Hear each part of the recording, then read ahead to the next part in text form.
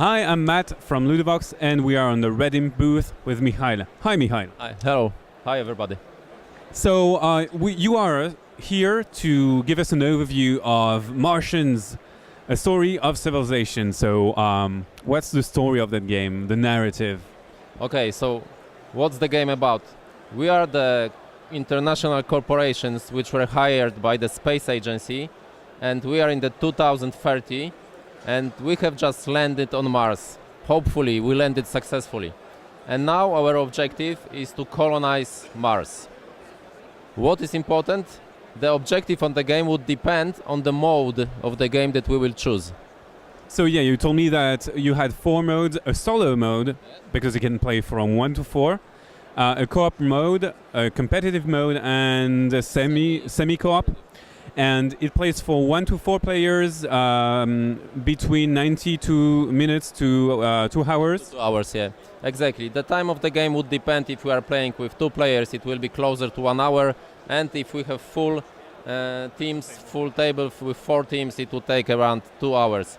And indeed, as you said, if we play in competitive mode, then each of the corporations, each of the player will play independently and try to get as high reputation as possible, because you will win the game having the highest reputation.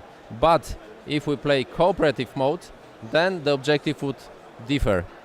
The reputation is no longer so important because we will cooperate together, but in each cooperative game we will have an additional scenario which you will not use in competitive mode.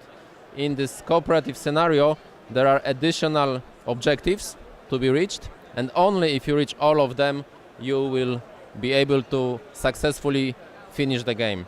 And what's also important, each of the scenario may introduce some additional rules and may change a little bit the game. So in the basic game you have 4 scenarios, but in the limited edition you will have 13 of them. So really a lot of them with the high replayability. Okay, and what about the semi-co-op mode? What do we try to do in semi-co-op? Is there a traitor among the persons who are trying to cooperate? No, there is no traitor, but in the semi-co-op the main difference is that we still use the scenario, but it might not be obligatory. We may agree at the beginning of the game that we don't need to fulfill the scenario fully to successfully close the game, but thanks to the scenario we have additional ways to get additional reputation, because in the semi-co-op we have only 1 winner. But still, we will need to cooperate a lot during the game to be able to finalize the game. So how would you lose the game in co-op mode? In co-op mode you may lose the game by not fulfilling the scenario, first of all. And then once you end the game, if not all of the objectives are reached, you just fail and you don't finish the game. And another condition which is common to all of the modes, which is very important, during the game you will take care of the living quarters, because we are the corporations that are here to colonize the Mars, but we need our colonies and they are living in these quarters. And during the game, in each cycle of the game, we will need to take care about 3 conditions for the quarters and for our people. So first of all, we need to provide oxygen. If we don't provide the oxygen, our colonies unfortunately will die. But also we need to take care about their health, so we need to provide them with the medicine to get rid of this disease marker.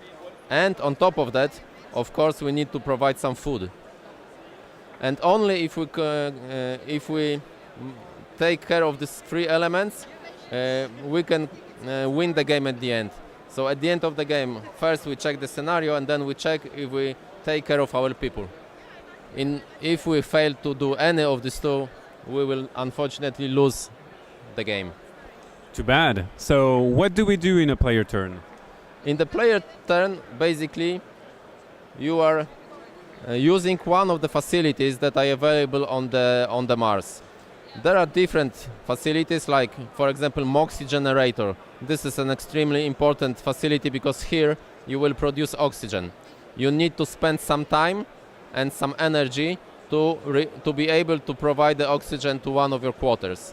What is very interesting in this mechanism, this is basically worker placement mechanism, but you need to take care of the supervisors. You have 3 supervisors available for you, and when you allocate them to the different facilities, each of the action will take you also some time, and you have 3 time units per round. In each round you will have 3 time units. So some of the actions will take 1 time unit, but you may want to use some of the actions that take more time. This one takes a certain number of actions, right? This takes certain number of time depending on the tile that you will choose. So the same here. This is the excavation. This is the excavation machine, and you will go and dig into the surface looking for the regolith and water. This is a dirty ice which you will be able to produce water later on in this water treatment facility. But if you go here, you spend 1 time and 1 energy, and you are able to dig 2 materials, 2 resources. But at the same time, because this is the same facility, you may use this machine to examine the regolith. And if you are lucky, you may find that in your regolith you are finding some precious minerals. Of course, sometimes you are not so lucky and there is nothing but regolith, but you may be lucky to get some additional materials inside. And thanks to that, using only 1 supervisor, you can make 2 actions, but you will spend 2 time units. And so how do we earn the prestige, the victory points? Is there a specific action that gets them?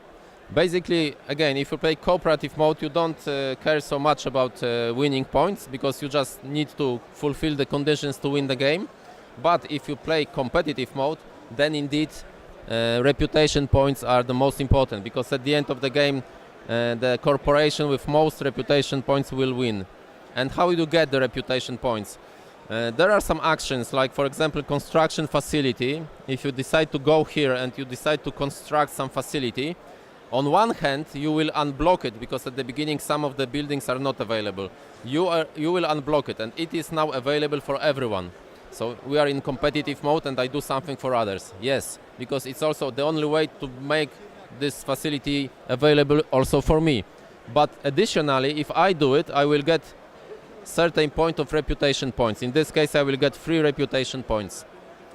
And another ways to get it is when you make the action that will allow you to remove, for example, oxygen, or remove the disease from the quarter, you will also get reputation points according to this track, which is just under the living quarters. And you told me that we would have events, and do we have also bad stuff that happens to us, like sandstorms or whatever? Unfortunately, living on Mars is not a nice. Mars is not nice place to live on. So in each cycle, and there are 4 cycles in the cooperative mode and 5 cycles in competition mode. Each cycle you will check the weather condition twice. So when you start, the weather is stable, there are no modification, but during the game you will get some new conditions. For example, you will get a sandstorm. Sandstorm is not good for your electricity facility, so they will produce less energy, because the solar panels and the windmills, they will be less effective. And on top of that, if you decide to make a harvest to get some food, you will need also extra energy. So each time that the weather will change, you will have some different modificators. Normally they are negative. Sometimes they are positive, like you have higher solar activity, so you are able to harvest more food, or your solar panels will produce more energy. So this is one thing. And on top of that, you have also events.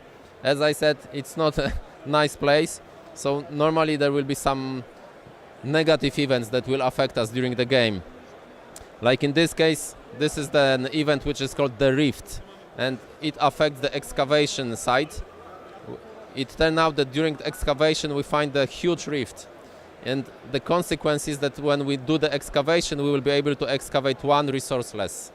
And these events and this weather condition we will check twice per each cycle, and they will modify a game a little bit. Is there any specific game clock? When does the game end? Is it when a certain victory condition is met? The game clock, these are the number of cycles. Even if you fulfill the conditions before the end of the game, you need to be able to survive till the end of the 4th cycle. And that's, you can check it with these event cards. They have numbers from 1 to 4. And then when you check them, you automatically follow the number of the cycles that are already passed. So there is no clock as such, but there are cycles which will tell you that the game ends. And then the game ends, you check if you've satisfied the conditions in cooperative mode, or in the competitive mode, you check how many reputation points you have at the end.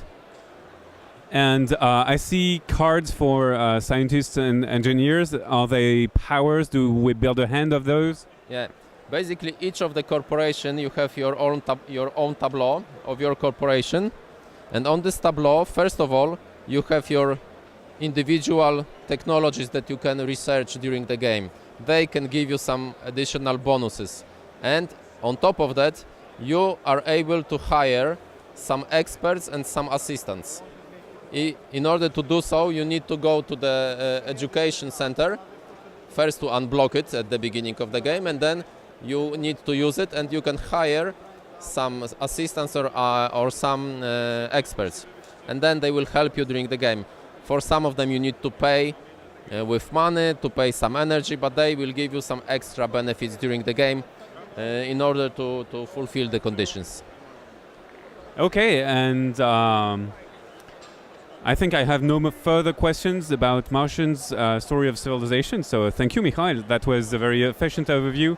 So bye-bye and see you on Ludovox. Taram,